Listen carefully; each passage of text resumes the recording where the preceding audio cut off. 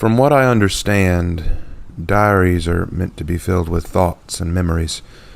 Recollections, as it were, am I right? If this is true, then perhaps there are a few memories I would enjoy recollecting in this book. And if it pleases you, I would like to share one with you. It happened only a few days ago, and I felt it might be a good tale to recollect in this diary of mine. I was passing through a city in Texas, and I had to make a stop at a large hospital that, unfortunately, I make several visits to a year. Inside, I found my appointment. I walked to the room where I was expected. Standing outside of it was a doctor and a husband and a wife. They were talking in hushed voices, and the woman was on the verge of breaking down. I'm used to that, sadly. Tears are a commonplace in my job, but I wasn't there for them. I walked past and into the room they were standing outside of. Inside, I found the one I sought. She was a little girl, only about maybe 10 years old. She was dying, and I'd come for her. From what I understand, she'd been battling leukemia, a disease I'd love to see gone from this world. And as I walked into the hospital room, I just looked at her. You might think it's difficult for me, taking the soul of a child. It's really not. Children tend not to resist as much when I come for them. They don't always understand what's happening, and even if they do, they're often not strong enough to put up a real fight. That doesn't mean I don't feel pity or sympathy for them. As I said previously, I have a weakness for children. They are naive to the realities and cruelties of this world, and they resonate a passion for life that I quite envy. Taking a child so young is not something I relish in, and it's not something I enjoy, but it's not difficult. She was sleeping, and her body was pale. Her head was smooth and hairless as a river stone, and her little limbs were so weak and thin, you probably could have slipped them through bicycle spokes.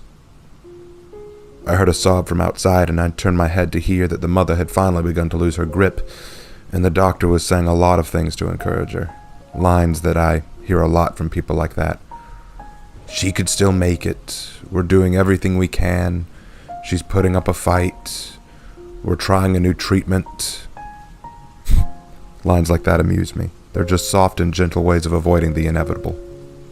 Me. I wonder if the doctor could tell I was already here, just waiting. Probably. Doctors often pick up on me quicker than most. If you spend enough time with me, soon you start to recognize me when I walk by. But that's the same with humans too, I guess. I still had 5 minutes to spare, so I sat down by her bed and waited for the time to tick by. But then she did something I didn't expect. She woke up, stirred a little. Her head turned and she looked at me, and she gazed at me, gazed at death. You know, there are plenty of people who see me at the twilight of their life, and those that do have mixed responses. Those that see me before them oftentimes show fear or horror, and others show anger and outrage that they didn't get to live the life they dreamed of. I even met a few who laughed in my face when I arrived. Humans are so strange, but I digress. This girl, this weak child, only stared. She didn't smile, but she didn't scream either.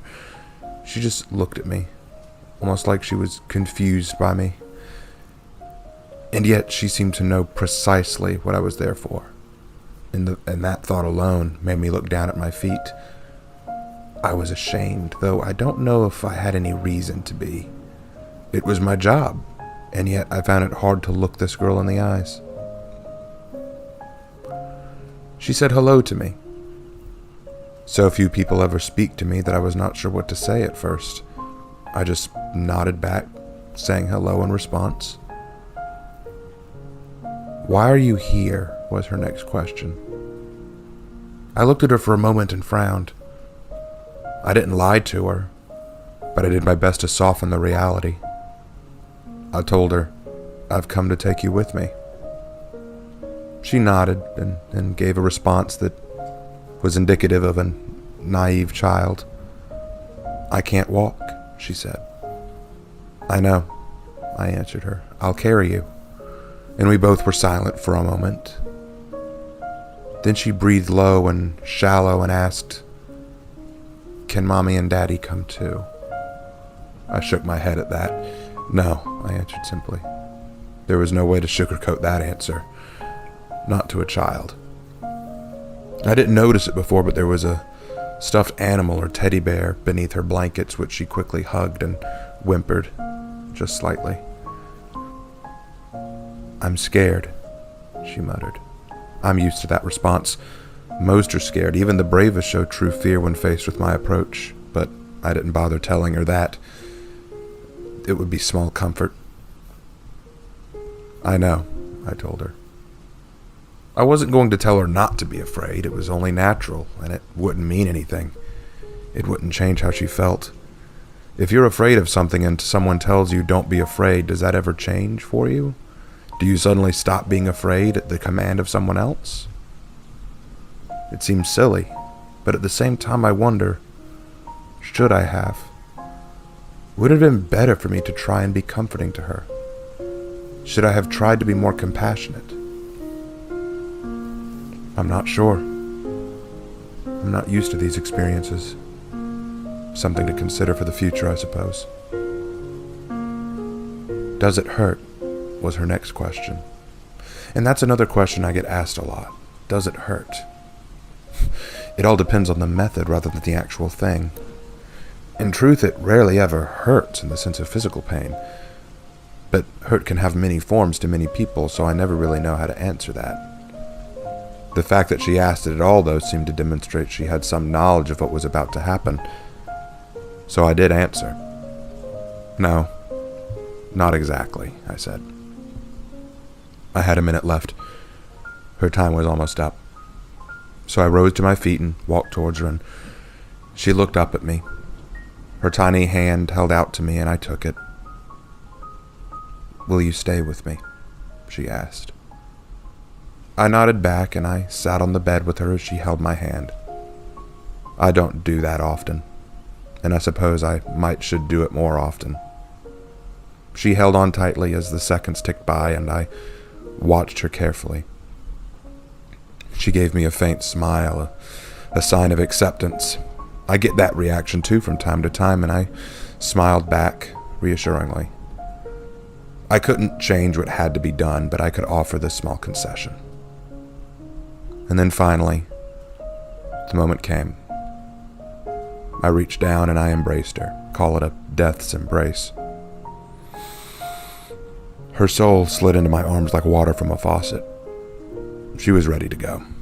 Her limp little body lay lifeless on the bed, and the machines monitoring her began to scream, announcing her passing and my presence. I stood up again as the doctors ran in to try and revive her. But I wasn't letting her soul go. Her parents ran in too, teary-eyed and crying. They saw me walk by, I'm sure they did. But I ignored them. I glanced at the child, her soul. It wasn't crying.